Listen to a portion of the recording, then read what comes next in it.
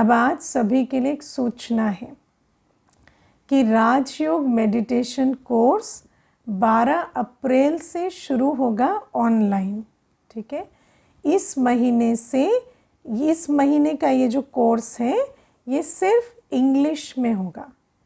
ठीक है, और आप अपने मित्र संबंधी जो भी 21 दिन का कोर्स करना चाहें उनको आप लोकल ग्रुप्स में भी और मित्र संबंधियों को भी पर्सनली, जितने भी आपके व्हाट्सएप ग्रुप्स हैं, RWA ग्रुप्स हैं, सब में पोस्ट करें कि 21 दिन का कोर्स इंग्लिश में होने जा रहा है।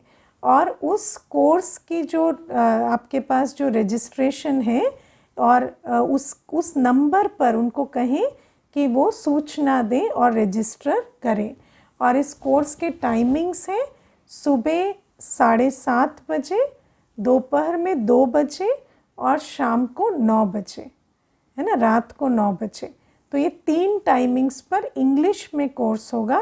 तो आप अपने ग्रुप्स में हर जगह पर इसकी सूचना दें, जो भी उस कोर्स का लाभ उठाना चाहेंगे वो उठाएंगे। ओके, ओम शांति।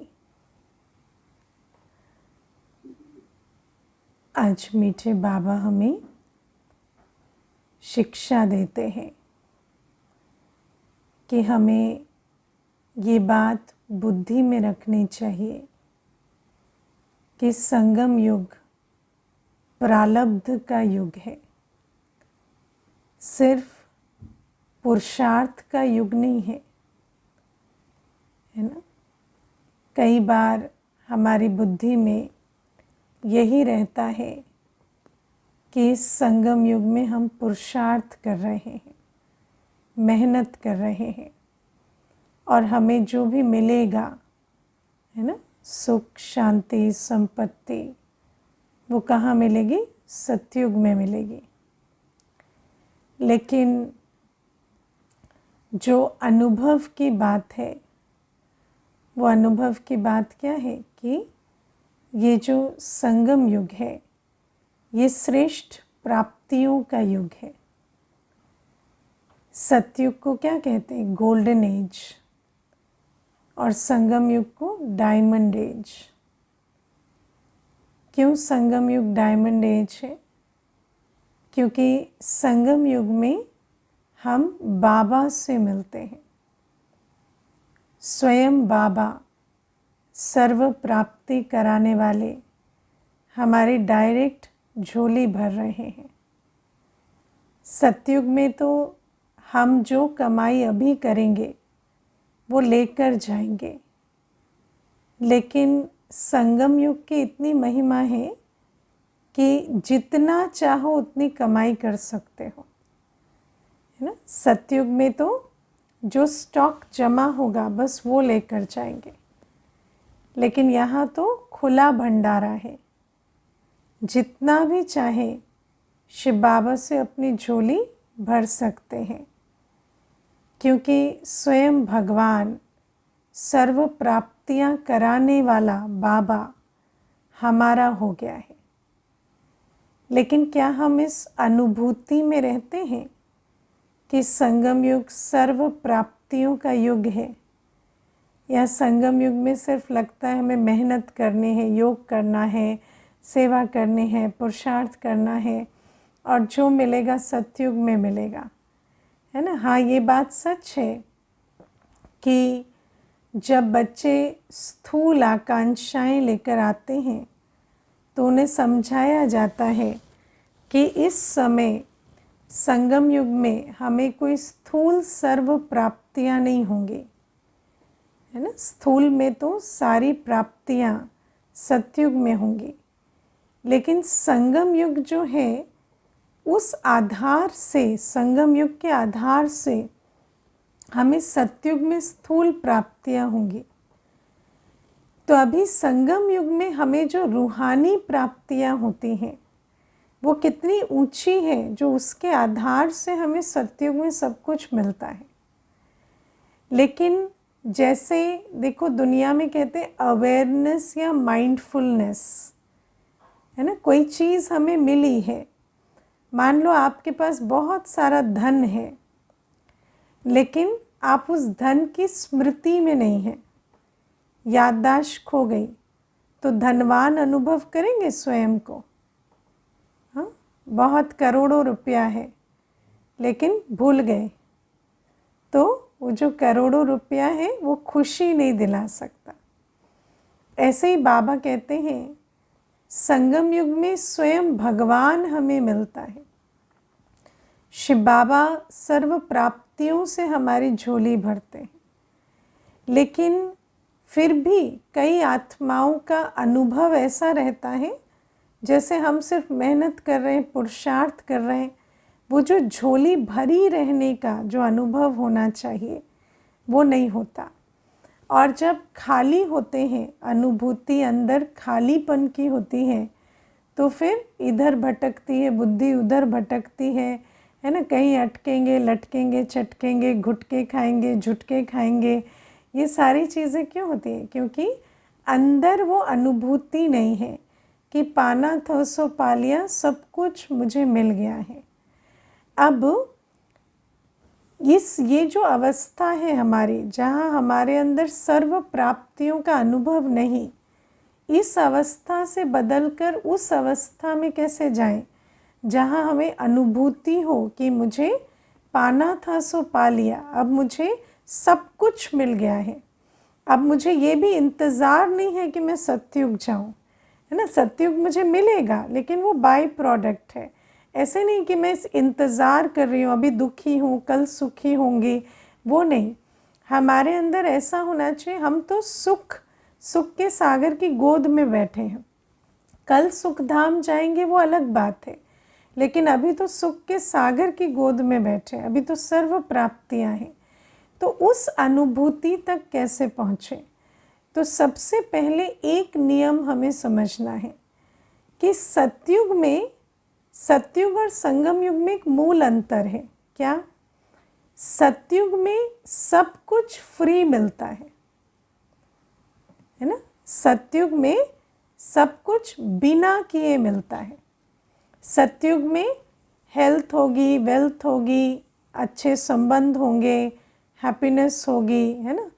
लेकिन उसके लिए हमें कुछ करना नहीं पड़ेगा। तन का सुख, मन का सुख, धन का सुख, संबंध का सुख हमें फ्री मिलेगा सतयुग में। आपको हेल्थ के लिए एक्सरसाइज नहीं करनी पड़ेगी, है ना। योग नहीं लगाना पड़ेगा मन की शांति के लिए। सतयुग में योग करेंगे क्या? सतयुग में योग नहीं होगा। धन के लिए कोई मेहनत नहीं करनी पड़ेगी। संबंध के लिए हैप्पी बर्थडे, हैप्पी एनिवर्सरी नहीं करनी पड़ेगी, है ना। संबंध का सुख ऐसे ही मिलेगा।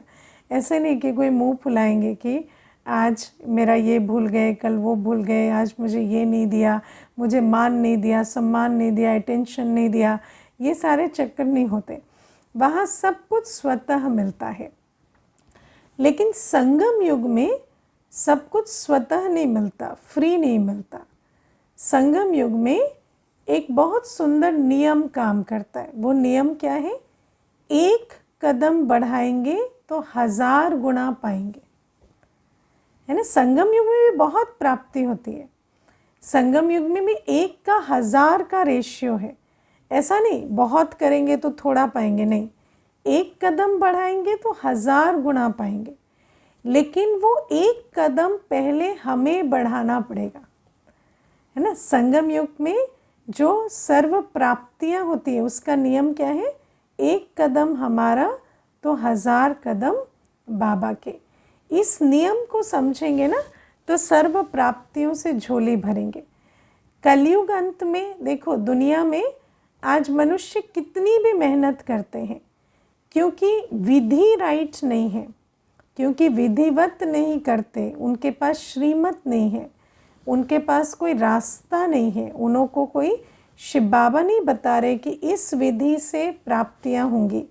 इसीलिए वो मेहनत करते जाते हैं और खाली होते जाते, है ना। आज मनुष्य हेल्थ के लिए, वेल्थ के लिए, मन की शांति के लिए दुनिया में कितना कुछ करता है। फिर अल्पकाल का कुछ मिल भी गया, लेकिन फिर जितनी मेहनत करता है, देखो दुनिया में मेडिटेशन नहीं होता है क्या? मेडिटेशन होता है, लेकिन वो घर बार छोड़कर संन्यास लेकर पूरे दिन मेडिटेशन करते हैं, तब शांति मिलती, है ना। सन्यासी क्या करते हैं, पूरे दिन योगी बनकर बैठे रहेंगे, समाधि चढ़ाकर बैठे रहेंगे, तब शांत होंगे। हमारा वो नहीं है।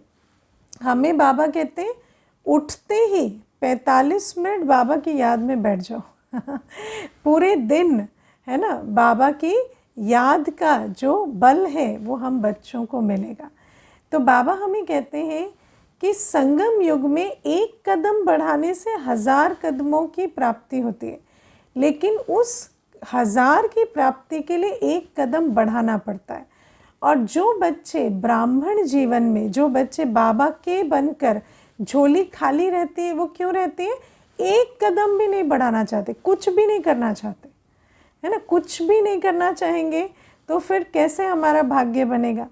तो बाबा कहते हैं सबसे पहला कदम क्या है, पढ़ाई, है ना। रोज नियमित क्लास, एक नियमित क्लास रोज करने से हमारी बुद्धि में ज्ञान खजाना भरता है।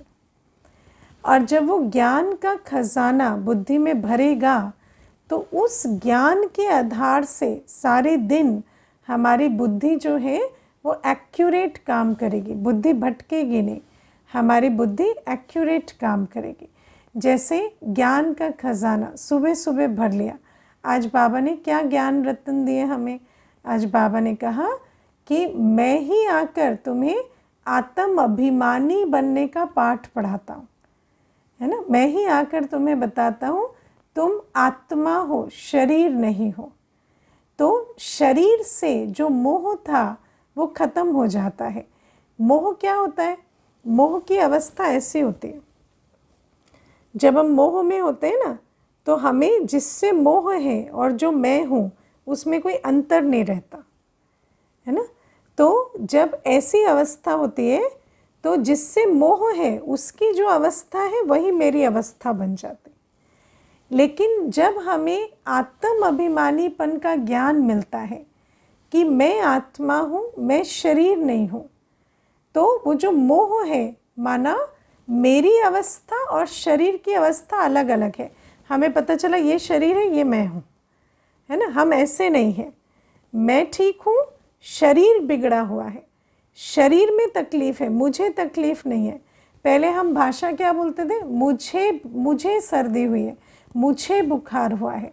लेकिन अभी जैसे आत्मा का ज्ञान मिल जाता तो भाषा बदल जाती, बुद्धि बदल जाती कि शरीर में बीमारी है, मुझे नहीं है। तो मैं कौन हूँ, मैं तो शरीर का भी इलाज करने वाली आत्मा हूँ। मैं तो बाबा की याद में स्थित होकर शरीर को भी शक्ति दे रही हूँ, शरीर को भी हीलिंग दे रही हूँ, ठीक है। तो ये जो एक एक पॉइंट है ज्ञान की, बाबा कहते हैं पहला कदम बढ़ाना होगा ज्ञान का।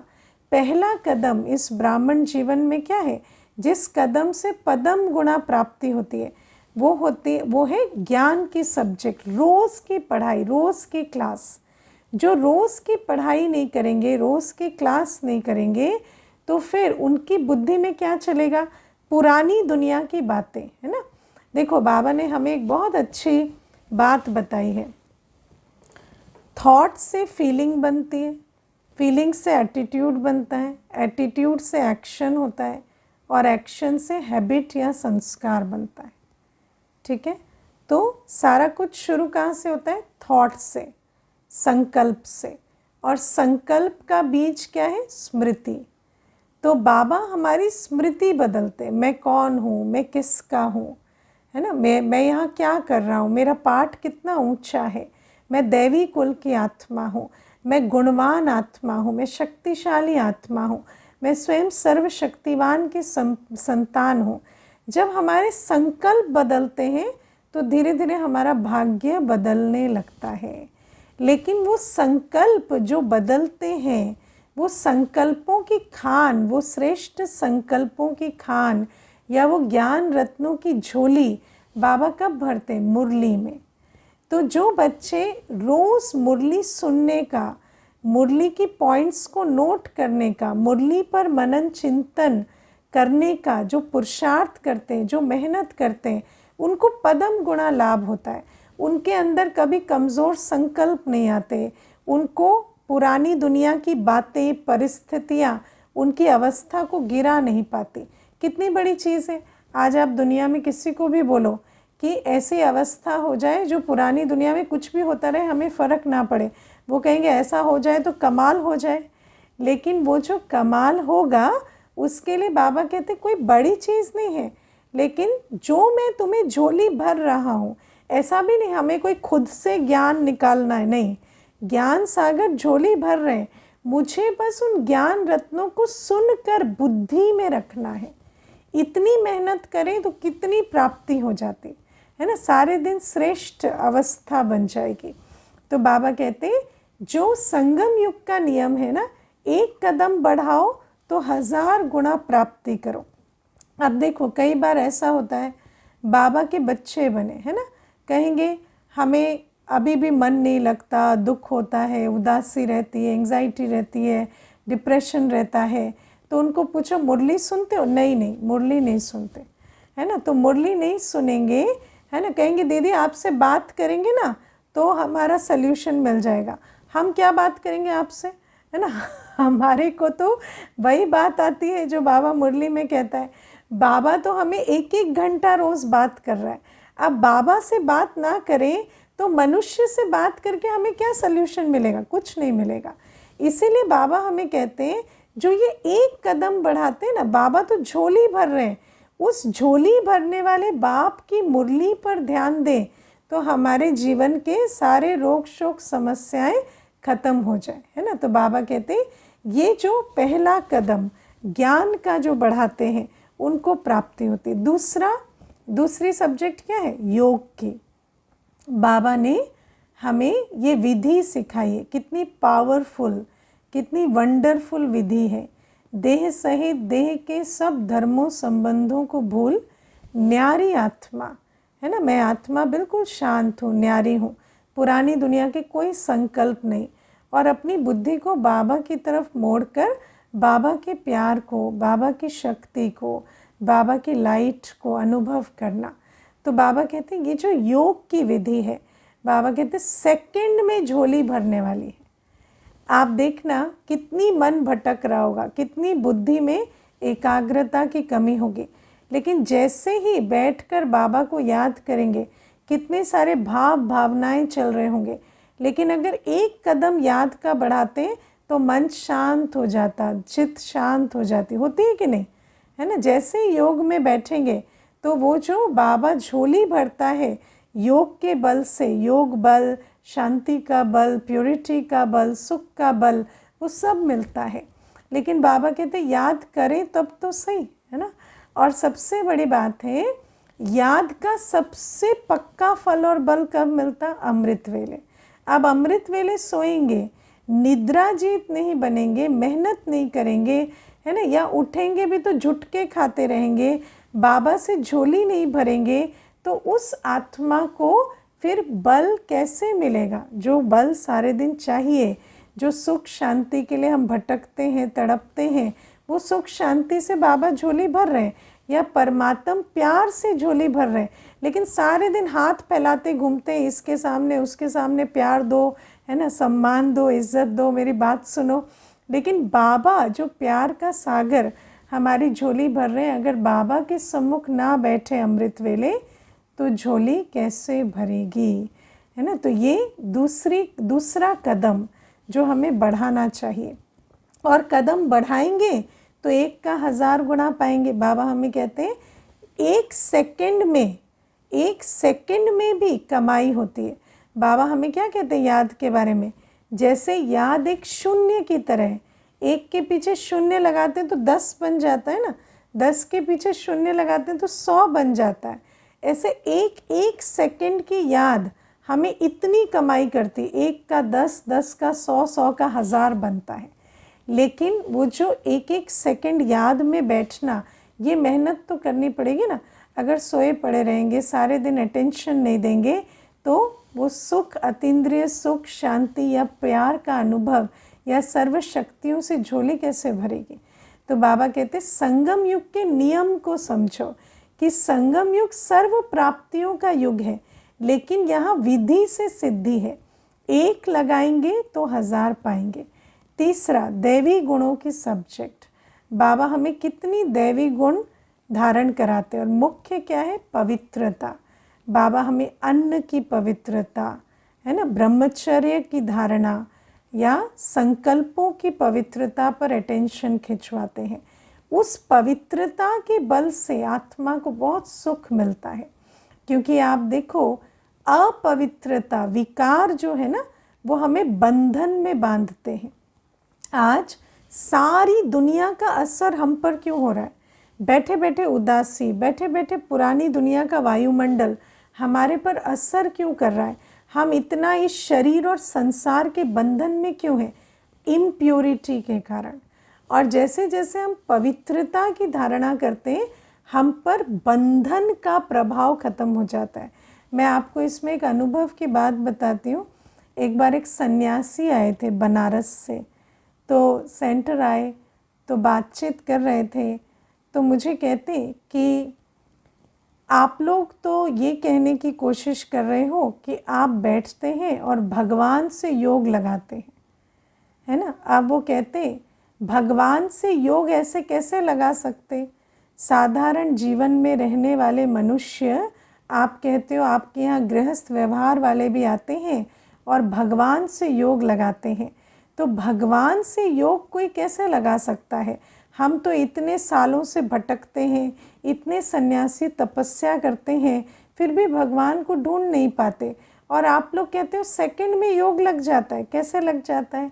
तो मैंने उनको कहा, हमारी जो पवित्रता की धारणा है ना भाई, उस पवित्रता की धारणा के कारण हम पुरानी दुनिया और देह के प्रभाव से मुक्त होते हैं, है ना। जैसे दुनिया में देह और देह की दुनिया के बंधन से मुक्त होने की कोई विधि नहीं है, लेकिन ब्रह्मचर्य की का पालन या शुद्ध अन्न खाना या अपने मन को, है ना, देह और देह के संबंधों से मुक्त करना, मैं पवित्र आत्मा हूँ, मैं न्यारी आत्मा हूँ, इसका अभ्यास करना, ये हमारे अंदर इतनी ताकत भरता है कि जब हम योग में बैठते हैं तो हमारा योग लगता है।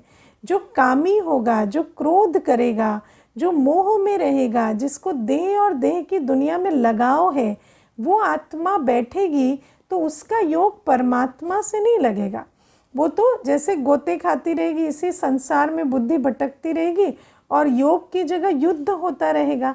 तो शिव बाबा हमें पवित्रता की ऐसी सुंदर धारणा बताते हैं जिसके आधार से हम सहज योगी बनते हैं, है ना। तो गृहस्थ व्यवहार में भी रहते, बाबा कहते हैं तुम कहाँ रहते हो उससे कोई फर्क नहीं पड़ता, लेकिन अगर तुम जीवन में ब्रह्मचर्य की, शुद्ध अन्न की, निर्विकारी रहने की, दैवी गुणों की धारणा करते हो, कम बोलो, धीरे बोलो, मीठा बोलो, शांत रहो, गुस्सा नहीं करो, आसक्ति नहीं रखो, इन बातों पर अटेंशन देंगे, तो हमारा जो चित्त है वो सारे दिन पुरानी दुनिया की वाइब्रेशंस में थकेगा नहीं, है ना। तो बाबा हमें देखो, दुनिया में क्या हो रहा है, मनुष्य कुछ करे तो भी थक रहा है, नहीं करे तो भी थक रहा है, क्योंकि सारे दिन वो जो पुरानी दुनिया के शरीर और संबंधों और दुनिया से जो लगाव है, क्योंकि पतित आत्मा है ना, तो पतित आत्मा का संबंध ऐसे दुनिया से जुड़ा हुआ है,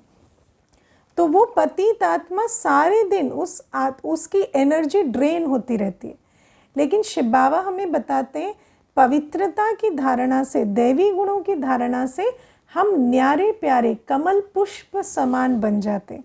पुरानी दुनिया के बीच रहते भी इस पवित्रता की धारणा के कारण हम पर कोई प्रभाव नहीं आता पुरानी दुनिया का, है ना। जे देखो, जो ब्रह्मचर्य में रहता है उस आत्मा को कभी भी, है ना, ये नहीं रहेगा कि किसी आत्मा का प्रभाव उस पर आएगा।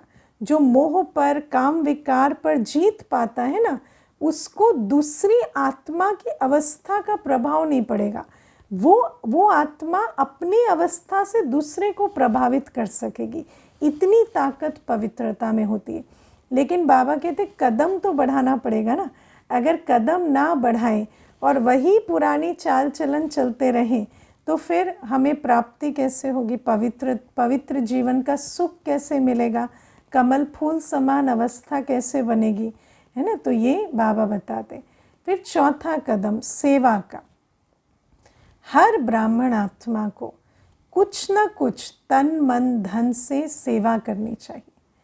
देखो दुनिया में जब हम इनडायरेक्ट भी ईश्वर अर्थ, है ना, मंदिरों में या टिकाणों में कहीं पर भी इनडायरेक्ट वहाँ कोई ईश्वरीय कार्य नहीं चल रहा है, वहाँ तो मनुष्य पतित मनुष्य ही वो कार्य चला रहे। लेकिन भावना भगवान के लिए रखते तो उसका भी पुण्य का खाता बनता। और यहाँ तो डायरेक्ट ईश्वरीय यज्ञ है, परमात्मा का विश्व परिवर्तन का कार्य चल रहा है।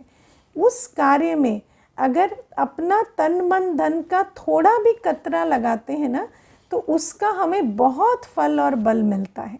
यहाँ 1 का 1000 गुना प्राप्ति होती है। लेकिन बाबा कहते इतना जानते हुए भी अगर कुछ भी ना करे, है ना, मनुष्य देखो 0 into 1000 भी 0 होता है ना, 1 into 1000 कितना होता है, 1 into 1000 1000 होता है, 2 into 1000 2000 होता है। तो आप सोचो मल्टीपल में प्राप्ति होती है। लेकिन अगर कुछ भी ना लगाए, जानते हुए भी ना तन लगाते, ना मन लगाते, ना धन लगाते, तो फिर उस आत्मा को जो पुण्य का बल, जो दुआओं का बल मिलना चाहिए सेवा से, वो कैसे मिलेगा। तो बाबा हमें ये बातें समझाते हैं कि एक एक कदम बढ़ाने से हमें बाबा से सर्वगुण सर्व शक्तियाँ, दुआओं का बल, पवित्रता का बल, ज्ञान का बल, सब कुछ मिलेगा। लेकिन ज्ञान के बल के लिए मुरली तो सुननी पड़ेगी, पवित्रता के बल के लिए धारणा तो करनी पड़ेगी, दुआओं के पुण्य के बल के लिए सेवा तो करनी पड़ेगी, और सर्वगुण सर्व शक्तियों की धारणा के लिए योग तो करना पड़ेगा। अब जब बच्चे इस नियम को समझ जाते हैं कि संगम युग में सर्व प्राप्ति स्वरूप बनने के लिए हम बच्चों को एक कदम हिम्मत का बढ़ाना पड़ेगा, तो ऐसे बच्चों की झोली बहुत भरती है। और ऐसे बच्चे आप सोचो सतयुग में सुखी रहेंगे वो तो अलग बात, लेकिन संगम युग में जो सुखी रहते, संगम युग में जो स्वराज अधिकारी बनते, संगम युग में जो सर्व प्राप्ति संपन्न बनते, वो कितनी बड़ी बात है। इस दुख की दुनिया में, दुख धाम में हम सुख स्वरूप और सुख दाता बने, ये कितनी बड़ी बात हो जाती। और बाबा हमें कहते हैं जैसे दुनिया में कहते हैं ना धन धन को खींचता है, ऐसे ही जब अवस्था ऊंची होती है ना, तो और ऊंचा जाने की यात्रा बहुत सहज हो जाती है, चढ़ती कला बहुत जल्दी होती है। तो जिन बच्चों को ये सर्व प्राप्तियों का अनुभव होता, जो विधि से सिद्धि पाते हैं, जो सर्व प्राप्ति संपन्न रहते, उनसे पुरुषार्थ भी ज़्यादा होता, उनसे और सेवा भी ज़्यादा होती, और उनकी चढ़ती कला का मार्ग बहुत सीधा सीधा जल्दी जल्दी बनता जाता है ना। तो बाबा कहते हैं इसीलिए ये जो सर्व प्राप्ति स्वरूप की अवस्था है, इसके लिए हमें मेहनत करनी चाहिए। संगम युग में सर्व प्राप्ति संपन्न बनना सतयुग की प्राप्ति से भी बड़ा वरदान है। और बाबा हमें ये बात समझाते हैं। दूसरा, जिनकी संगम युग में अंदर तृप्ति होती है और गीत बजता है ना, पाना था सो पा लिया, वो झुटके और घुटके से बच जाते हैं, है ना। दुनिया में देखो जो भरा रहता है ना अंदर, उसको आकर्षण नहीं होती, है ना। अब मान लो कोई आपको कुछ खाने में मिलाकर खिलाने आया, ठीक है, लेकिन आप उसके वार से कैसे बच जाएंगे। जब आपका पेट भरा होगा तो आप कहेंगे नहीं नहीं मुझे भूख नहीं है है ना। तो बाबा कहते हैं माया कई बार आकर्षण के रूप में आकर छलती है। माया क्या करती है, माया ब्राह्मणों को कैसे भटकाती है, माया ब्राह्मणों को भटकाती है मुख्य आकर्षण के रूप में, नौकरी का आकर्षण, पैसे का आकर्षण, है ना, संबंध का आकर्षण, विकार का आकर्षण, ये आकर्षण रहते हैं। लेकिन आकर्षण में माया फंसाती कैसे है, क्योंकि अंदर खालीपन है। बाबा से एक एक कदम बढ़ाकर संपन्न बने नहीं है, कुछ करते नहीं तो कुछ पाते नहीं, भरपूरता होती नहीं। तो फिर जब भरपूर नहीं है, खाली है, तो जहाँ से भी कुछ मिलने लगता तो वहाँ आकर्षण होती है। और माया एक बार आकर्षण में लाती है, फिर फंसाती है, फिर खूब पिटती है है ना, होता है कि नहीं होता है ना। तो आकर्षण में फंसते हैं। कितने ऐसे ब्राह्मण हैं, मैं आपको बताती हूँ, कुमार कुमारी जीवन में ज्ञान में आए, लेकिन बाबा से, है ना, योग करते नहीं, पवित्रता को चुनते नहीं, सेवाधारी जीवन अपनाते नहीं, मुरली सुनते नहीं। जब भरपूरता नहीं होती तो फिर आकर्षण होते, संबंधों में चले जाते हैं, शादी आदि करते, बाद में आकर पछताते, कहते हैं बेकार कर्मों का हिसाब किताब जो है वो पिटारा खुला, और आज ये परेशानी वो परेशानी, है ना। तो हम उनको कहते हैं फिर हम क्या कर सकते हैं, आपको तो बाबा ने चॉइस दी थी, लेकिन अभी तो जो है फिर उसका सम्मान करो, फिर बाबा की याद में रह के उसे चुकते करो।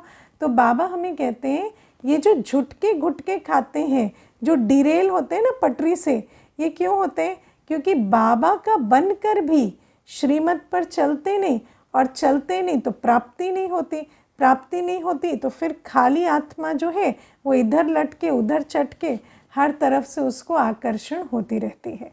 तो बाबा कहते हैं जब हम इस प्रकार से एक कदम बढ़ाकर 1000 गुना प्राप्ति करेंगे, पाना था सो पा लिया का गीत गाएंगे, तो झुटके और घुटकों से बच जाएंगे। अच्छा, और फिर आज बाबा हमें कहते हैं कि हम बच्चों को मोह जीत बनना है ना। और मोह जीत बनने की सहज विधि क्या है, आत्म अभिमानी बनो। क्योंकि जब हम अपने को आत्मा समझें तो सबसे पहले अपनी देह में मोह छूटे, तब अन्यों की देह के लगाव से छूटेंगे। जब अपने को देह से न्यारी आत्मा समझेंगे ना कि ये तो सिर्फ चोला है, तो दूसरे को भी देख पाएंगे कि जिससे मेरा लगाव है वो तो बस चोला है। लेकिन अगर अपनी देह को ही नहीं देख पा रहे, अपने आप को देहधारी समझते हैं, तो दूसरे की देह में भी मोह जाता है। और आपको पता है मोह की प्रॉब्लम क्या है, जब मोह होता है तो हम बाबा से लाइट ले नहीं सकते, है ना, और हम जिससे मोह होता उसकी वाइब्रेशन को एब्जॉर्ब करते जाते हैं। तो मोह क्या करता है, जैसे मेरा मोह शरीर में है, अब शरीर में मोह है तो शरीर की अवस्था मेरी अवस्था बनेगी। लेकिन अगर मैं मोह जीत हूँ तो मैं शरीर से न्यारी आत्मा बाबा से लाइट और माइट लेकर शरीर की हीलिंग कर सकती हूँ।